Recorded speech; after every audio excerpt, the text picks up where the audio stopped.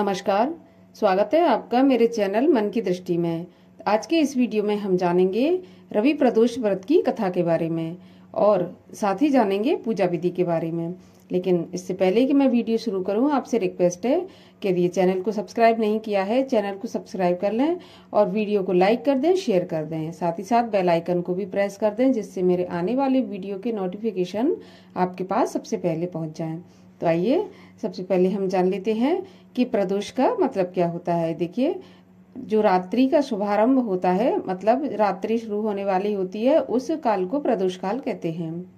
और प्रदोष काल के पूजन का विधान इसी समय होता है, शाम के समय, इसीलिए इसको प्रदोष व्रत कहा जाता है। यह व्रत शुक्ल पक्ष और कृष्ण पक्ष की त्रयोदशी को किया जाता है। इसका उद्देश्य संतान की कामना और सभी सुख और ऐश्वर्य की प्राप्ति है। इस व्रत को स्त्री और पुरुष दोनों ही कर सकते हैं। इस व्रत में भगवान शंकर की पूजा की जाती है।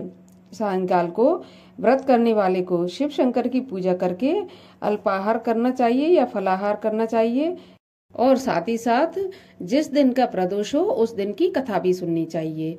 तो चैत्र मास की प्रदोष व्रत जो कि शुक्ल पक्ष का है, वो रविवार का होने जा रहा है, तो जिसको हम रवि प्रदोष के नाम से जानते हैं। तो आइए सुनते हैं रवि प्रदोष व्रत की कथा। एक समय एक विधवा ब्राह्मणी थी। वह भिक्षा मांगकर अपना और अपने पुत्र का जीवन निर्वाह करती थी। वह प्रातः अपने पुत्र को लेकर सुबह निकलती और रात को घर लौटती। वह ऋषियों की आज्ञा से शिवजी का प्रदोष व्रत भी किया करती थी।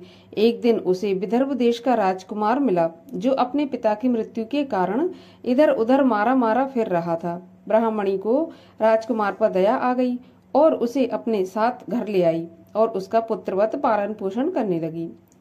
एक दिन दोनों बालक वन में घूम रहे थे। उन्होंने वहां गंधर्व कन्या को क्रीड़ा करते देखा।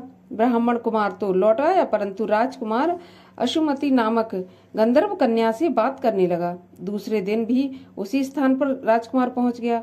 वहां अंशुमति अपने माता पिता के साथ बैठी हुई थी। कुछ दिन बाद माता पिता ने राजकुमार से कहा कि तुम विदर्भ देश के राजकुमार हो, हम भगवान शंकर की आज्ञा से अंशुमति का विवाह तुम्हारे साथ कर देते हैं। फिर राजकुमार का विवाह अंशुमति से हो गया। उसने गंधर्व राजा की विशाल सेना लेकर विदर्भ पर आक्रमण कर लिया और ब्राह्मण पुत्र को अपना मंत्री बना लिया। यथार्थ में यह सब ब्राह्मणी के प्रदोष व्रत का फल था। तभी से समाज में प्रदोष व्रत की महत्ता बढ़ गई। और आइए अब एक और कथा सुनते हैं हम रवि प्रदोष व्रत की। एक गांव में अति दीन ब्राह्मण निवास करता था। उसकी स्त्री प्रदोष व्रत किया करती थी। उसके घर में एक ही पुत्र था। एक समय की बात है कि वह पुत्र गंगा स्नान करने के लिए गया। दुर्भाग्यवश मार्ग में चोरों ने उसे घेर लिया और वह कहने लगे कि हम तुझे मारेंगे नहीं, तू अपने पिता का गुप्त धन बतला दे। बालक दीन भाव से कहने लगा कि हे बंधुओं, हम अत्यंत दुखी हैं, दीन हैं, हमारे पास धन कहाँ है। चोर फिर कहने लगे कि तेरे पास पोटली में क्या बंधा है। बालक निसंकोच उत्तर देने लगा कि मेरी माता ने मुझे रोटी बनाकर बांधी है। दूसरा चोर बोला, भाई यह तो अति दीन दुखी हृदय है, इसे छोड़ दीजिए। बालक इतनी बात सुनकर वहां से प्रस्थान करने लगा। एक नगर में पहुंचा। नगर के पास एक बरगद का पेड़ था। बालक वहां बैठ गया और थककर वृक्ष की छाया में सो गया। उस नगर के सिपाही चोरों की खोज कर रहे थे कि खोज करते करते उस बालक के पास आ गए। सिपाही बालक को भी चोर समझकर राजा के समीप ले गए।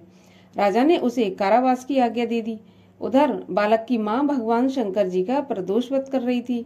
उसी रात्रि राजा को स्वप्न हुआ कि यह बालक चोर नहीं है, प्रातः छोड़ दो, नहीं तो आपका वैभव राज्य सब शीघ्र नष्ट हो जाएगा। रात्रि समाप्त होने पर राजा ने उस बालक से सारा वृत्तांत पूछा। बालक ने सारा वृत्तांत कह सुनाया। वृत्तांत सुनने के बाद राजा ने सिपाही भेजकर बालक के माता पिता को पकड़वा कर बुला लिया। राजा ने उन्हें जब भयभीत देखा तो कहा, तुम भय मत करो, तुम्हारा बालक निर्दोष है। हम तुम्हारी दरिद्रता देखकर 5 गांव दान में देते हैं।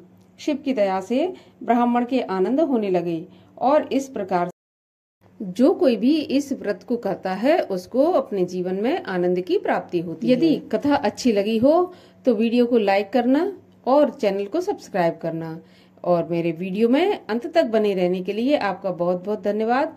मैं मिलती हूँ आपसे अगले वीडियो में। तब तक के लिए राधे राधे, जय माता की।